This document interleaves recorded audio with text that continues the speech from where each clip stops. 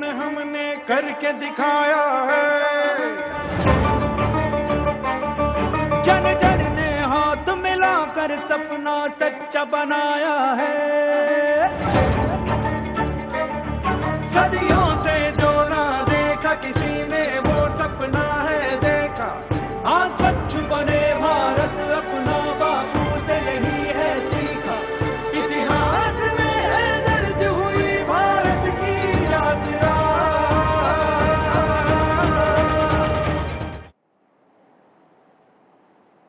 नमस्कार, मैं हूं आपके साथ शिखा ठाकुर। आज आपको बीजेपी के एक ऐसे कार्यकर्ता का संघर्ष दिखाएंगे जिसने पिछले 20 साल में जन सेवक से जन नायक तक का सफर तय किया। एक ऐसा नेता जो सिर्फ राष्ट्र के लिए जीता है, जिसके संकल्प में सबका साथ है, सबके सपने में सबका विकास है, जिसने दिक्कतों की दीवारों को तोड़कर एक ऐसे भारत का निर्माण किया जिसका लोहा पूरी दुनिया इस वक्त मान रही है। ये कहानी एक ऐसे जन सेवक की जिसे जनता ने अपने जननायक अब बना लिया है।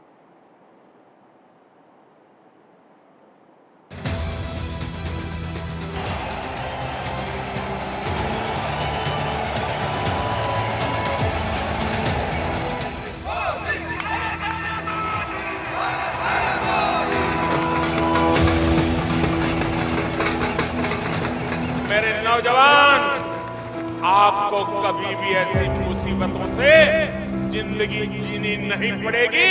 ये मैं करके दिखाऊंगा, ये मैं आपको विश्वास दिलाने आया हूं।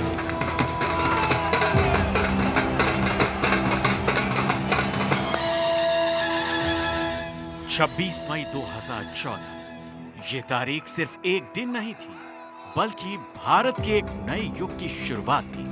इसी दिन भारत ने अपने भविष्य के भाग्य का फैसला किया था। ये तारीख वर्तमान में भी इतिहास थी और इतिहास में भी वर्तमान। ये तारीख मंजिल है, ये तारीख संघर्ष है। मंजिल सपनों की, संघर्ष सफर का। ये सिर्फ एक वक्त नहीं था, ये एक जननायक की पटकथा का पहला पन्ना था, जो हौसलों की हिम्मत पर हकीकत की तस्वीर बना रहा था, जिसने हालात बदलने की कसम खाई थी और देश की तस्वीर बदलकर ही दम लिया। सौगंध मुझे इस मिट्टी की, मैं देश नहीं मिटने दूंगा। सौगंध मुझे इस मिट्टी की, मैं देश नहीं मिटने दूंगा। मैं देश नहीं मिटने दूंगा, मैं देश नहीं झुकने दूंगा।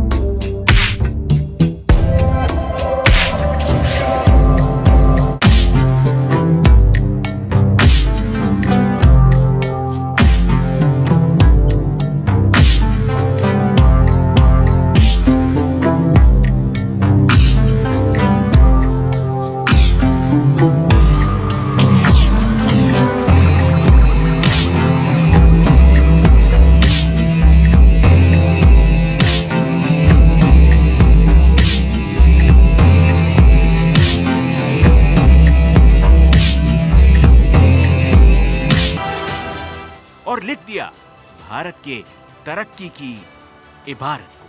पूरे हो रहे अरमान, बदल रहा मेरा हिंदुस्तान।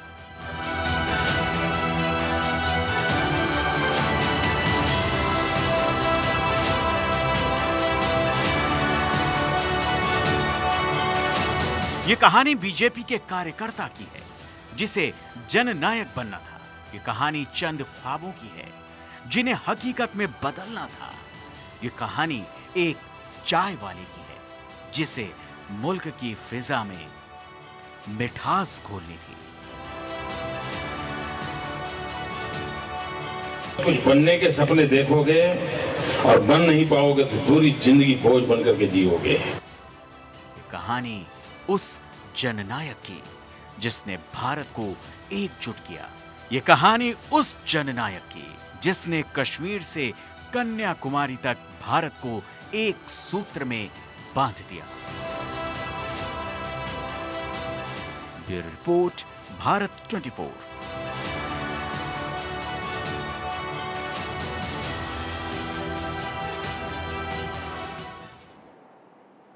क्या गांधी के देश में दूसरे गांधी की कल्पना की जा सकती है? कई विचार आ सकते हैं, लेकिन प्रधानमंत्री मोदी की कार्यशैली, उनका अंदाज, राष्ट्र से उनका जुड़ाव, सबको साथ लेकर चलने की कला और देश की एकजुटता पीएम मोदी को बापू के समकक्ष खड़ा कर देती है। गांधी के साये में चलती मोदी के संघर्ष और राष्ट्र को नई पहचान दिलाने की वो कहानी अब आप सुनिए, जिसके किरदार में आप गांधी को तलाश लेंगे। इस रिपोर्ट के जरिए देखिए।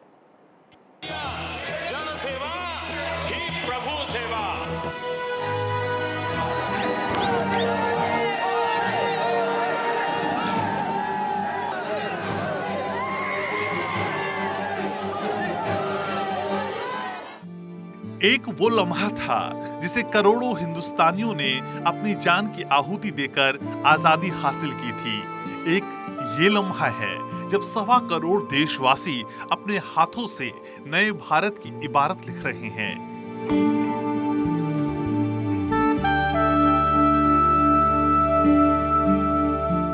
एक वो युग था जब भारत ने अपनी आजादी की कहानियों को इतिहास के पन्नों में लिखा था। एक ये युग है जब भारत अपनी तरक्की अपनी आंखों से देख रहा है। एक वो दौर था जब गांधी जी की एक एक पुकार पर पूरा देश एकजुट हो गया था। एक दौर ये है जब पीएम मोदी के एक आह्वान पर पूरा राष्ट्र एकजुट हो जाता है। इस लंबे अंतराल में गांधी जी के बाद भारत में नरेंद्र मोदी ही एक ऐसे नेता हैं जिनके एक आह्वान पर पूरा राष्ट्र एक साथ हो जाता है। उनके एक आह्वान पर स्वच्छता मिशन देश का आंदोलन बन जाता है। उनके सुर से जनता सुर मिला देती है। महात्मा गांधी ने हमें गुलामी से मुक्ति दिलाई। हम भारत मां को गंदगी से मुक्ति दिलाएं। ये काम हम सबका है, हम सबको करना है। मैं देशवासियों के पास भिक्षा मांगने के लिए निकला हूं। मैं भिक्षा में देशवासियों से एक साल में 100 घंटे मांगता, हर सप्ताह 2 घंटे, और हम 2 घंटे सफाई का संदेश लेकर के घर घर जाएंगे, सफाई के अभियान को चलाएंगे। ये भारत माता पर एक गंदगी का कलंक है, उसे हम मिटा के रहेंगे। गांधी जी के बाद पीएम मोदी ही देश में एक ऐसे नेता हैं, वो जो बोलते हैं पहले खुद करते हैं। स्वच्छता भारत मिशन पर सबसे पहले पीएम मोदी ने ही झाड़ू उठाई। पीएम मोदी खुद झाड़ू लेकर देश को स्वच्छ बनाने के लिए निकल पड़े।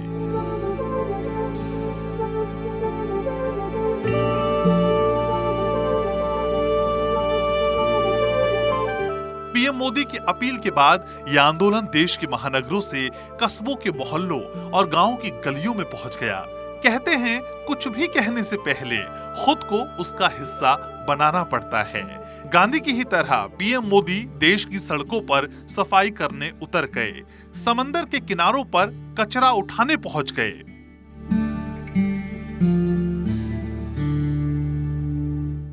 मैंने यहाँ सरकार में आकर के पहला काम सफाई का शुरू किया।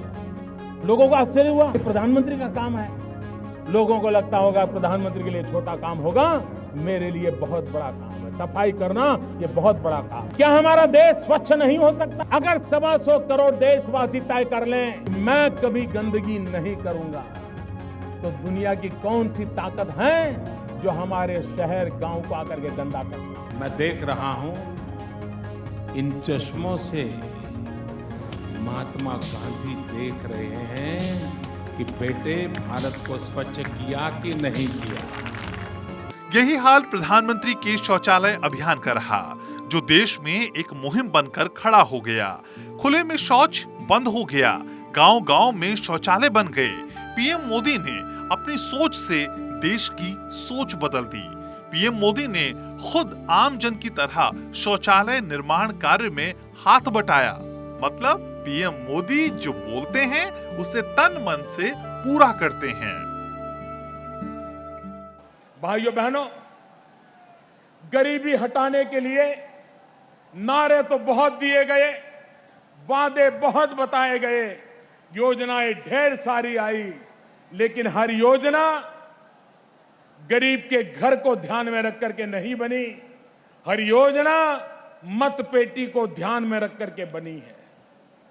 जब तक मतपेटियों को ध्यान में रख करके गरीबों के लिए योजनाएं बनेगी, कभी भी गरीबी जाने वाली नहीं है। गरीबी तब जाएगी जब गरीब को गरीबी से लड़ाई लड़ने की ताकत मिलेगी। गरीबी तब जाएगी जब गरीब फैसला कर लेगा कि अब मेरे हाथ में साधन है, मैं गरीबी को परास्त करके रहूंगा, अब मैं गरीब नहीं रहूंगा, अब मैं गरीबी से बाहर आऊंगा। और इसके लिए उसको शिक्षा मिले, रोजगार मिले, रहने को घर मिले, घर में शौचालय हो, पीने का पानी हो, बिजली हो। ये अगर हम करेंगे तभी गरीबी से लड़ाई लड़ने के लिए मेरा गरीब ताकतवर हो जाएगा। इससे पहले देश ने स्वच्छता के तौर पे इतना बड़ा आंदोलन कभी नहीं देखा था, जिसे पीएम मोदी ने दिल्ली से देहरादून तक, काशी से कच्छ तक, बिहार से बंगाल तक, कोटपुतली से कर्नाटक तक पहुंचा दिया।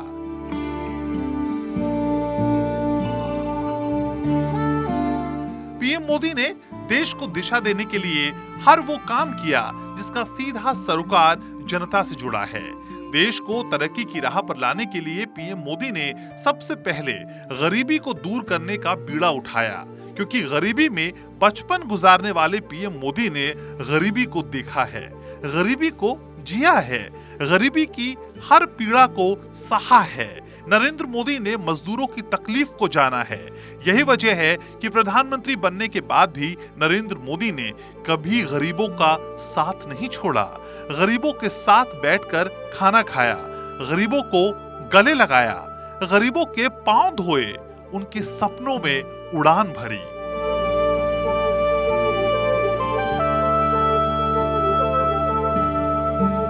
इस देश में 50 साल से गरीबी के नारे सुने हैं। मैं तो इसलिए कर रहा हूं कि मैं गरीबी में पैदा हुआ हूं। गरीबी को मैंने जिया है। एक गरीब की जिंदगी कितनी कठिन होती है, वो डगर डगर पर अनुभव करके मैं आया हूं। और इसलिए भाइयों बहनों,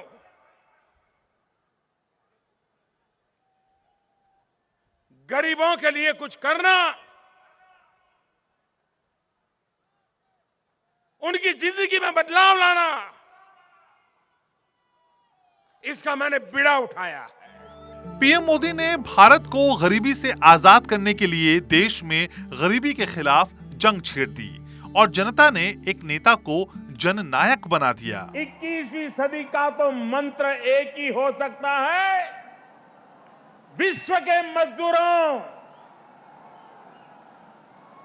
विश्व के श्रमिकों, आओ हम दुनिया को एक करें, दुनिया को जोड़ दें। ये नारा 21वीं सदी का होना चाहिए। पीएम मोदी ने देश को वैसे ही एकजुट किया जैसे कभी गांधी जी ने असहयोग और स्वदेशी आंदोलन पर देश को जोड़ा था। गांधी जी ने आजादी की लड़ाई जन भागीदारी की ताकत से लड़ी थी और आज मोदी देश में इस रवायत को नई पहचान दे रहे हैं, जिनकी पुकार पर पूरा राष्ट्र खड़ा हो जाता है। चाहे बात सब्सिडी छोड़ने की हो, नोटबंदी को सहयोग देकर भ्रष्टाचार की कमर तोड़ने की हो। आज मध्यरात्रि यानी 8 नवंबर 2016 की रात्रि को 12 बजे से वर्तमान में जारी 500 रुपए और 1000 रुपए के करेंसी नोट लीगल टेंडर नहीं रहेंगे। ये मुद्राएं कानूनन अमान्य होगी। पीएम मोदी ने जब जब देश से आह्वान किया, देश उनकी एक आवाज के साथ चल पड़ा। कोरोना ने जब दुनिया पर हमला किया, पूरी दुनिया एक जगह ठहर गई, लोगों की सांसें टूटने लगी। दुनिया के कई देशों के प्रधानमंत्री ने कोरोना के आगे हाथ खड़े कर दिए। ऐसे मुश्किल समय में पीएम मोदी ने देश का हौसला टूटने नहीं दिया। कोरोना से जंग लड़ने के लिए पीएम मोदी के एक आह्वान पर देश ने अपने अपने घरों के दरवाजे बंद कर दिए। पीएम मोदी की अपील पर जनता ने खुद देश में कर्फ्यू लगा दिया। पीएम मोदी ने देश को एक सूत्र में बांधने के लिए ताली बजवाई।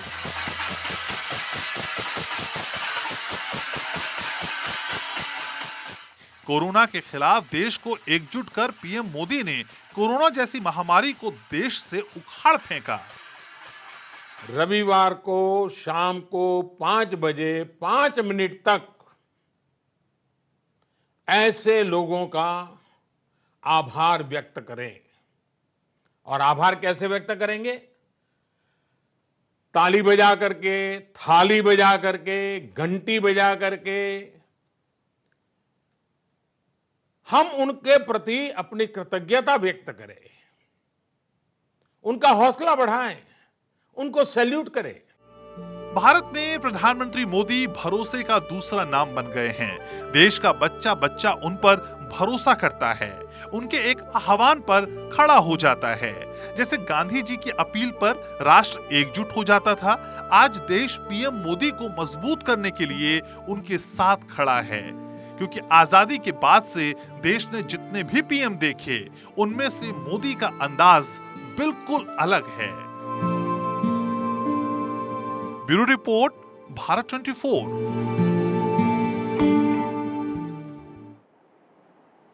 हिंदुस्तान को गरीबी से आजाद कराने के लिए पीएम मोदी ने गरीबों को सशक्त किया, गरीबों की जिंदगी को जीने लायक बनाया, तरक्की की आखिरी लकीर पर खड़े इस तबके को मुख्य धारा में लेकर के आए। देश और जनता की सेवा करने वाले मोदी संघर्षों से निकलकर सियासत के उस शिखर पर पहुंच गए जहां जनता ने उन्हें उन सेवक के जन का नायक बना दिया।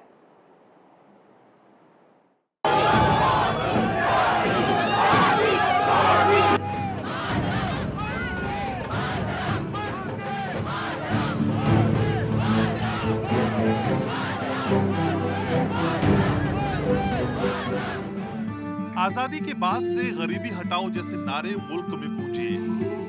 गरीबी के खिलाफ बहुत बड़े बड़े वायदे किए गए, लेकिन आजादी के इतने साल बाद भी देश गरीबी की जंजीरों में जकड़ा हुआ था।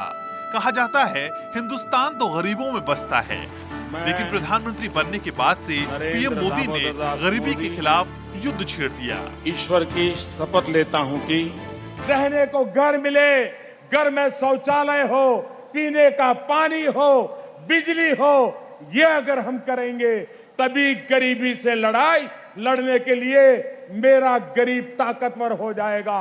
और इसलिए मेरे भाइयों बहनों, हम गरीबी के खिलाफ लड़ाई लड़ने के लिए काम कर रहे हैं। राष्ट्र के लिए जीने वाले प्रधानमंत्री नरेंद्र मोदी ने भारत से गरीबी हटाने के लिए गरीबों के हाथों को मजबूत करना शुरू किया और जन कल्याणकारी योजनाएं शुरू की। पीएम मोदी ने भारत में क्रांति का ऐसा इंकलाब खड़ा किया जिसने भारत की तस्वीर बदल दी। चूल्हे पर 2 वक्त की भूख उबालने वाली महिलाओं के लिए पीएम मोदी ने उज्ज्वला योजना की शुरुआत की। मुझे मेरी इन गरीब माताओं को इस कष्टदायक जिंदगी से मुक्ति दिलानी है।